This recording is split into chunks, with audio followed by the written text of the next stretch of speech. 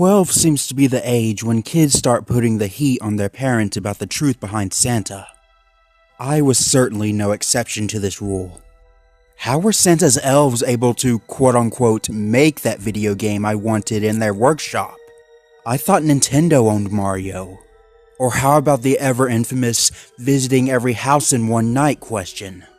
Did the Jolly Man own some kind of time-extending device? Or perhaps the most obvious question of all, how could he have lived for this long? A lot of people say he trains apprentices who take his place every few decades. Others claim he's just immortal. As for everything else, quote-unquote magic seemed to be the universal lie everyone had agreed on. Whatever the case, I just went with the conclusion that it was my parents' doing. Of course, they deny it and claim ignorance if I confronted them. But it wasn't enough to dissuade my beliefs. So one Christmas Eve, when I couldn't sleep as these questions danced among my dreams of sugar cereals and new games, I decided to investigate the noises coming from my living room.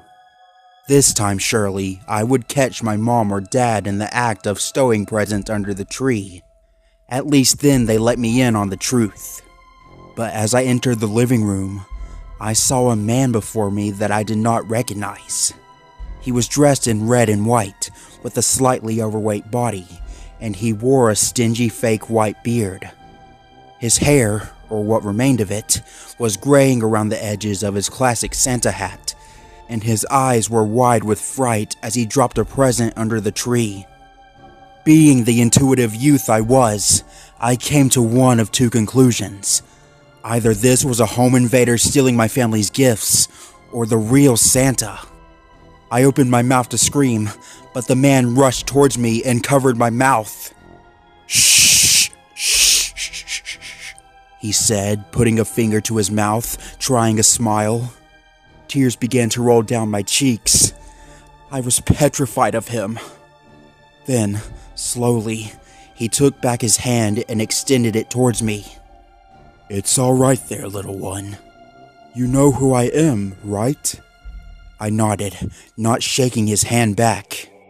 The trembling man nodded as well, then grabbed an empty sack lying on the floor and gestured to the tree.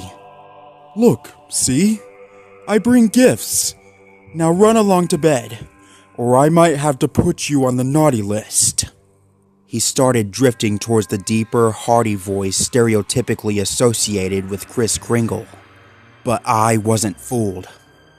Regardless, I wiped my eyes and began to step back from the living room, trying to create some distance between me and the stranger. The man simply watched, wiped his brow, and proceeded to approach the fireplace. I stopped and observed, confused as to how he was going to leave my house. But a blast of green flames erupted from the chimney, and the man fell back to the floor. I couldn't see his face, but I'm certain it was twisted in fear like my own. A massive, bony hand spawned from the fire, and the arm that followed was draped in raggedy fur.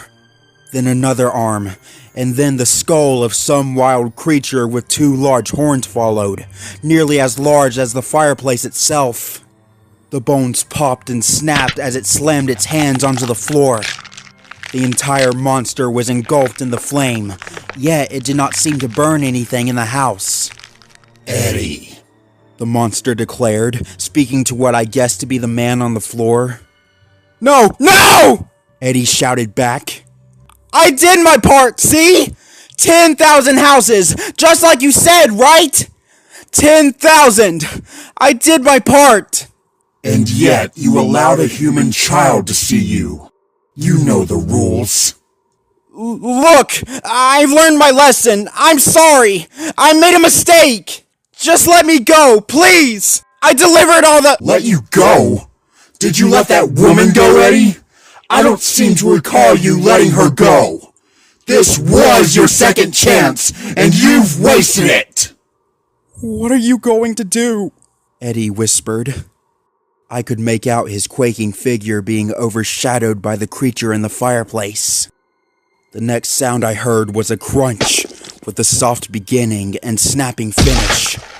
I jumped as the sound repeated a few times, finally letting out a shaky breath. I prayed in my head that it wasn't what I thought. But when the creature reared its head toward me, I saw the red and white pants hanging from its mouth as it chewed on Eddie's corpse, then watched it slurp up his legs like strands of spaghetti. I covered my eyes and tried to tell myself it wasn't real. It wasn't real. It wasn't real. After a quiet minute, I peeked between my fingers to see the monster staring back at me from the fireplace. The pace of my breathing grew quicker and sharper, my eyes unable to escape from the grasp of those empty sockets. Now, run off back to bed, little one, or else I might put you on the naughty list. My legs finally found the strength to leave, and I sprinted for my parents' room, diving into the sheets with them. There wasn't a trace of the events of the night before when my family went down to the tree the next morning. There was even a little note next to an empty glass and a half-eaten cookie on the table.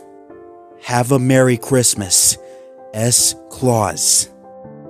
As much as I tried to take in the warm, comforting atmosphere that came with Christmas Day, I couldn't stop watching the fireplace, terrified that the monster would return. At the least, now I knew the truth about Santa Claus.